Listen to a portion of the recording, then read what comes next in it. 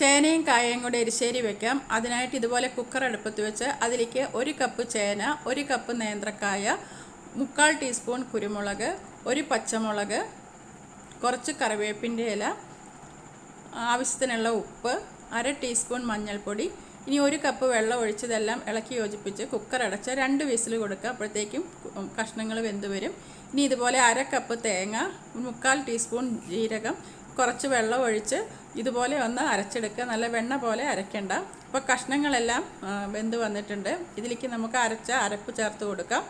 ഇനി ഇതിലേക്ക് തേങ്ങ വറുത്തിടാം. അതിനായിട്ട് ഇതുപോലെ ഒരു പാൻ അടുപ്പത്ത് വെച്ച് 2 ടേബിൾ സ്പൂൺ വെളിച്ചെണ്ണ ഒഴിച്ച് അതിലേക്ക് കടുക്, ഉഴുന്ന്, കറിവേപ്പിൻ്റെ ഇല, 2 വറ്റൽമുളക് ഇട്ട് കൊടുത്ത് 1/2 കപ്പ് തേങ്ങ ഇതുപോലെ വറുത്തെടുക്കാം. ഇനി ഇതിലേക്ക് ഒരു 1/2 ടീസ്പൂൺ നെയ്യ് കൂടി ചേർത്ത് കൊടുക്കാം. എന്നിട്ട് എല്ലാം കൂടി നല്ലതുപോലെ വറുത്ത് കോരി കറിയിലേക്ക് ഇട്ട് കൊടുക്കാം. നല്ല അടിപൊളി എരിശ്ശേരി റെഡി.